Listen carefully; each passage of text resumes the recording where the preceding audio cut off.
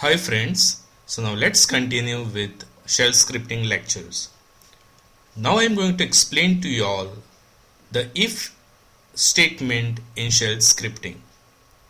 So with the help of this example, let's try to analyze how to handle if statement. If statement is basically used for logical conditions handling. So let's see how to go about it. In this example, I am printing on the screen, please enter type of fruit. Whatever user types in gets saved into variable called fruit with the help of this read statement. Suppose user types in apple, then using this if, we check whether the contents of the fruit variable is equal to apple. If user had typed in apple, then this condition would have been matched and it will print on the screen, good, I like apples. Suppose user had typed in any other text other than apple, then this condition is not going to evaluate to true and it will print on the screen, oh no, I hate oranges. So if you notice carefully, the if statement is used for logical handling. Over here it will do a logical expression check. Is the fruit's content equal to apple? If this variable contains apple, then this equality will hold true and it will execute whatever is after then keyword. If this condition is not true, then it will execute a statement after else keyword. And this if block is ended with a keyword called fi. So this is a block, if block, wherein if is followed by an expression which needs to be evaluated. If this expression holds true, then it will execute this statement, else it will execute this statement, and fi is ending that if. Okay. Now this was a very simple if else statement. Suppose we want to refine this logical structure more. How to go about doing that? Let's consider the second example. Here I am checking whether the fruit variable's contents is equal to apple. If user had typed in apple, then this condition will evaluate to true and it will print on the screen, good, I like apples. If user had typed in pear, then this is a new construct that we are learning now, elif. Elif is a construct which is used to check whether this condition evaluates to true. And the control will come to this elif only if the expression in this if evaluates to false. So if user had typed in pear, then this condition is false. So it will go here and it will check whether contents of fruit is equal to pear. In our case, it is true. So in that case, it will print on the screen, good, I like pears. Suppose user had typed in banana, then this fruit would have contained banana. Now let's start again. Is fruit equal to apple? No. Then it will come here. Is fruit equal to pear? No. Then it will come here. Is fruit equal to banana? Yes. So if user had typed in banana here, then this condition will evaluate to true and it will print on the screen, good, I like bananas. If user had typed in any other word other than apple, pear and banana, then it will execute this statement saying, oh no, I hate oranges. And this if block also ends with keyword fi. Clear? So this is the logical syntax of if else block, which is mentioned in the form if, elif, elif. You can keep on having any number of elifs equal to how many expressions you want to evaluate, how many logical conditions you want to test. So those many elifs you can keep on having, and this else will get triggered if none of these if elif conditions evaluates to true. I repeat, if none of these if elif conditions evaluates to true, then a statement mentioned in the else block will get executed. Clear? Now we'll see one more example of command substitution. This who is a Linux command to find out how many users are logged in into the system. Okay, so who will just list out how many users are logged in. So that I am substituting with a dollar sign, open bracket, close bracket. So all the users who are logged in will get substituted here, and that will be saved into variable called fooWhere. Now I am printing on the screen contents of fooWhere, which is this. Clear? Now we'll move on to new concept in shell scripting called functions. If we keep on writing the code statements as it is in a procedural way, and suppose we want some statements to be executed again and again, then it will become tedious for us to write those statements again and again in the program. Right? That's why there is a concept of functions in shell scripting, wherein whatever is the common code, you put it in a block called a function, and then you invoke this function in a shell script, so that the unique non-repetitive code can only be written once in the function, and that function can be called any number of times to evaluate those series of statements. So let's see this explanation with the help of a simple example. In this example, I have a function called echo function, wherein I just print on the screen echo is called. I also have another function called foobar, which prints on the screen functions are fun. So these are the two functions that I have defined. So this is the name of the function, which is echo function, then open bracket, close bracket, then open curly brace, close curly brace. Foobar is another function definition whose name is foobar, open bracket, close bracket, then open curly brace, close curly brace. So these curly braces are used to limit the function definition. So this is a function definition of foobar, and this is a function definition of echo function. So now let's see how to use this function. I'm invoking a function, echo function, as simple as this. So as soon as I invoke echo function, control will go to the definition of echo function. It will print on the screen echo is called. Then I invoke a function called foobar. So control will go to foobar function definition, and it will print on the screen functions are fun. Then again control will come back to the invoking point. Then I'm invoking a function, echo function again. So again the control will go here, it will print on the screen echo is called. So if you notice carefully, echo function I have just called 2 times, but I have not repeated the code of echo function definition 2 times. Whatever is the common code that I have just written once, embedded in a function, and then I can invoke this echo function any number of times.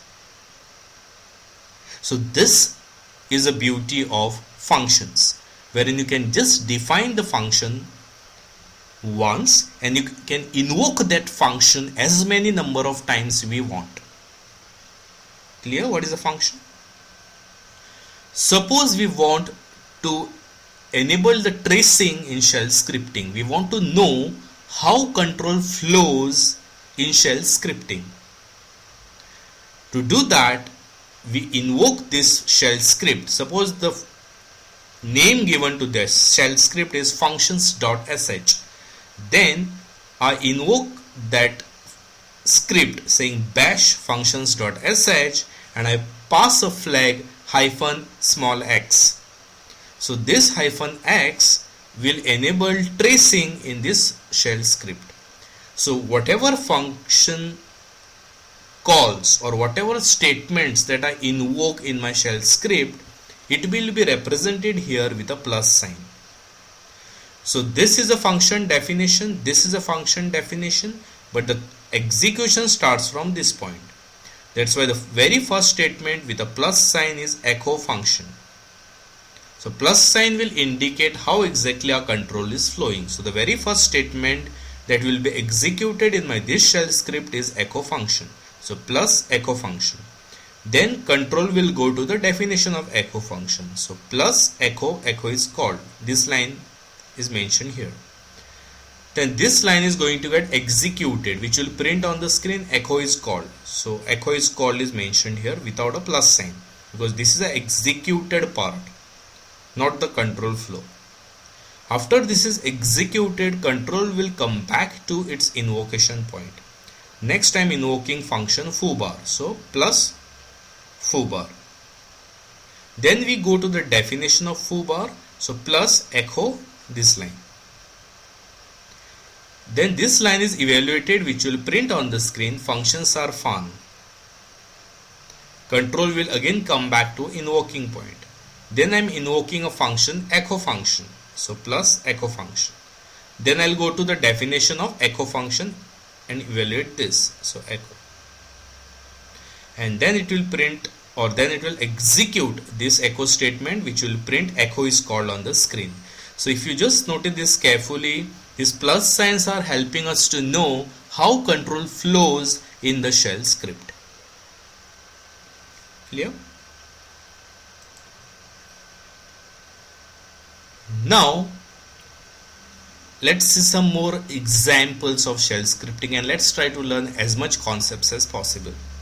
In this example, I am reading the content that is typed by the user and saving that into variable called foo. Then I am echoing the contents of foo, and whatever is the content of the foo, I am piping it to a new utility called tr. So tr is a utility which will do the transformations on the stream of data. Okay, so suppose user had typed this is a test on the screen, then this is a test will be saved into variable foo. Then I am echoing the contents of foo and piping it to tr, so tr will get a string this is a test. What is this tr doing? Tr will replace small a to z with capital A to Z, and it will save that into variable called where. So tr, I repeat, will convert all small a to z into capital A to Z. So tr had received this is a test, so it will convert all the small case letters into capital case letters, and this is a test will get saved into variable where. And then I am echoing where, so I am printing this is a test on the screen. So if user had typed in this is a test all small case, this program will convert all small case letters into capital case letters, and it will print on the screen this is a test in capital case. Clear? I have one more example of piping and tr. I am printing on the screen type in I love tars. So user will type I love tars on the screen. That will be saved into variable called foo. Then I am echoing the contents of foo and I am piping it to tr. So tr will get I love tars, and tr is replacing small t with small b. So in I love tars, small t appears just once here for tars. So t will be replaced with b. And then I love bars will get saved into variable where, and I am echoing where. So it will print on the screen I love bars. Clear?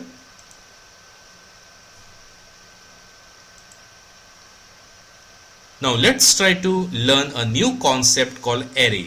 Till now we have just seen a variable in shell scripting. A variable just contains one value. Suppose you want to save a set of values in shell scripting. How to do that? To save a set of values in a consecutive fashion, you use a concept called array. Now array can be initialized either this way, wherein open bracket, give a set of values space separated, and close the bracket. So I am defining an array variable whose name is array name, and in that I am saving a set of values. Second way of saving the contents into array is by using the indexing. Please remember, array is a set of consecutive memory locations, and it is indexed, and its indexing starts with index 0. So here name is an array, and in 0th index I am saving a value v1. In index number 1 of name I save value v2. In index number 2 of name I save value v3. In index number 3 of array name I save value v4, and in index number 4 of name I say value v5. So I am creating a name array with 5 values starting from v1 to v5, and then I am echoing on the screen first index. So this is the first index, and I am accessing a value of a name array. So name of 0, which is v1. So with name of 0, it will print the content at index location 0. So over here in this array at index 0, I save value v1. So v1 is printed on the screen. For second index, I am accessing a value of array name with index 1. So it will print on the screen v2. Clear? So I am giving you all one more example. This is the same name array that I have defined again.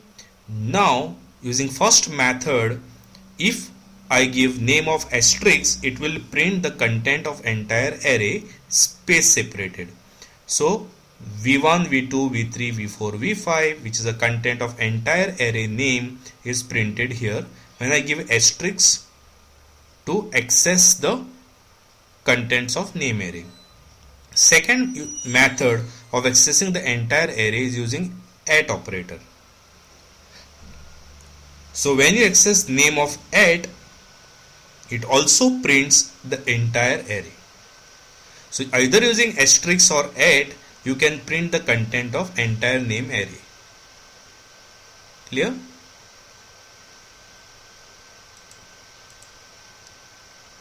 Now let's learn how to evaluate expressions in shell scripting. Here I am saving a value 10 in variable A. Then I am saving a value 20 in variable B.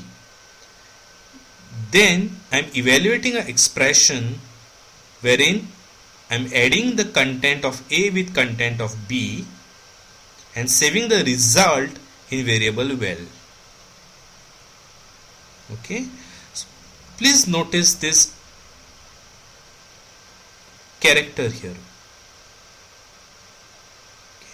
This character will mean that please evaluate the command whatever is inside this particular characters. Okay. Suppose you don't type this characters, then it won't evaluate this expression. So having these characters on the left and right side of the expression is a must. Okay. So I am evaluating content of A, I am adding content of B to it and saving it into val. So what is A? A is 10, B is 20. So 10 plus 20 is 30. So this val will contain value 30. Then I am echoing on the screen A plus B, colon, colon, and the content of val, and content of val is 30, right? Because it's the addition of 10 plus 20. So I am printing 30 here. Then I am evaluating expression A minus B. So 10 minus 20 is minus of 10. And I am printing on the screen A minus B is minus 10. Then I am evaluating an expression content of A, I am multiplying it with content of B. I am using a slash sign here because asterisk is a special character in shell scripting. So I need to escape it before using it here. So content of A is 10 and of B it is 20. So 10 multiplied by 20 is 200. So which is saved into variable val. So I am printing on the screen A asterisk B is 200. Then I am evaluating expression wherein I divide B with A. So what is B? 20. What is A? 10. 20 divided by 10 is 2. So val contains 2. So I print on the screen B divided by A is 2. Then I am evaluating an expression wherein I am taking contents of B, modulus operator, contents of A. So 20 percentile 10. This modulus operator finds out the remainders. So when you divide 20 by 10, remainder is 0.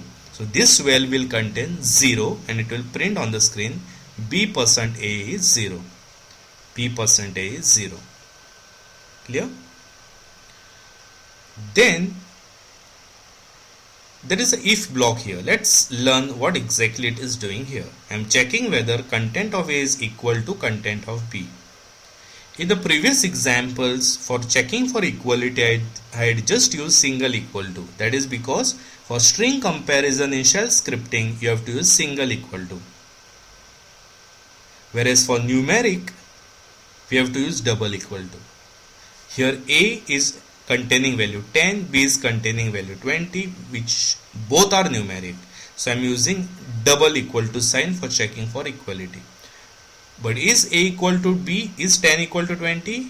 No. So this is false, so it won't evaluate this. Let's go to this if block. Is A not equal to B?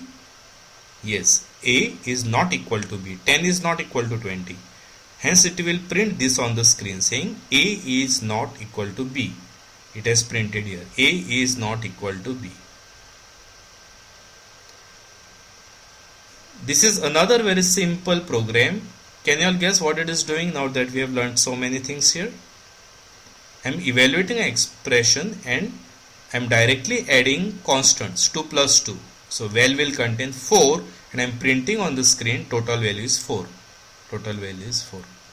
So here I am evaluating the expressions and I am using variables for evaluating it. Here I am directly substituting the constants. So this is another program just for your explanation.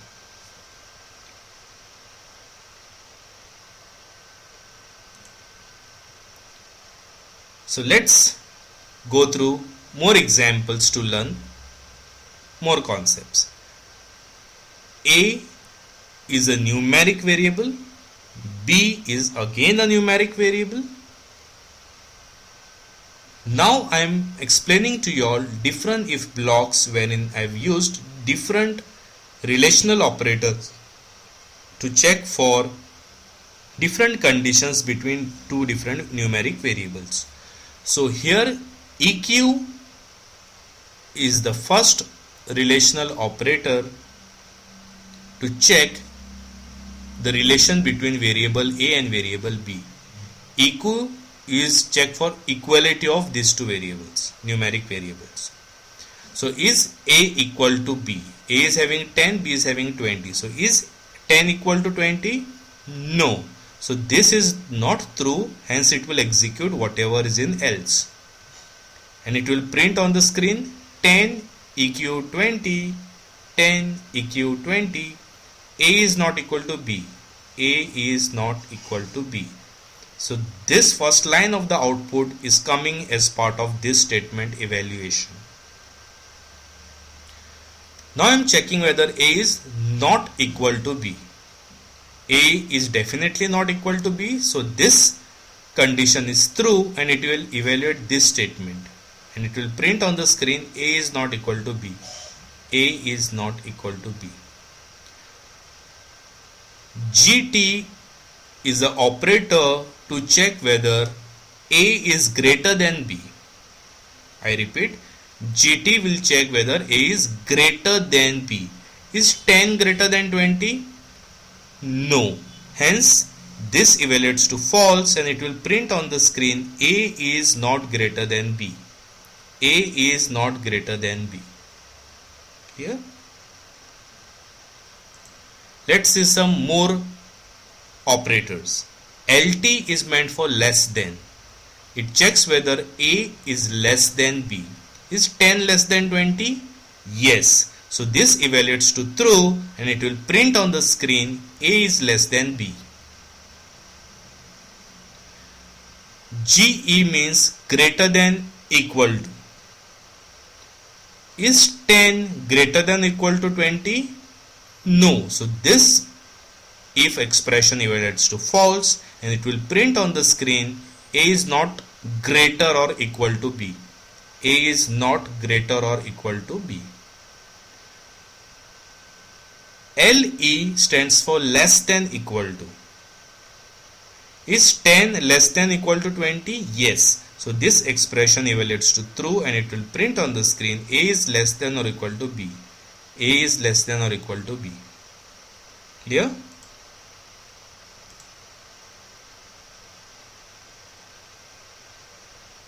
Now let's discuss this particular example. What am I doing here? 10 is saved into variable A, 20 is saved into variable B. Is content of variable A not equal to B? Yes. So this is true. So it will print on the screen A is not equal to B. A is not equal to B. So in the previous slide, I am using -NE to compare whether the first variable is not equal to second variable. This is a second way of comparison for comparing two different numeric values. Exclamation equal to. Okay. Now let's see this example. Is A less than 100? Is 10 less than 100? Yes. So this is true. Is B greater than 15? Is 20 greater than 15? Yes. So this expression is also true. So the first part of the expression is true. Second part of the expression is true. And if you notice carefully, both these expressions are connected to each other using -A. -A means logical AND operator. I repeat, A means logical AND operator. Okay, so here both these sub expressions are true, hence the entire expression is also true. Because what is the property of AND operation?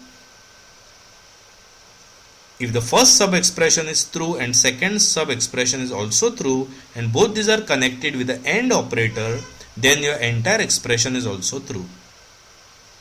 For an AND condition to be true, both its operands need to be true. So in this example, the first expression is true, second expression is true, and I am connecting both these with AND operator, and hence entire expression is true. So it will print on the screen returns true. Correct? So not equal to we have seen, which is a logical operator. -A we have seen, which is AND operator. Now we have to see OR operator. Now there are three logical operators. One is NOT, second is AND, and third is OR.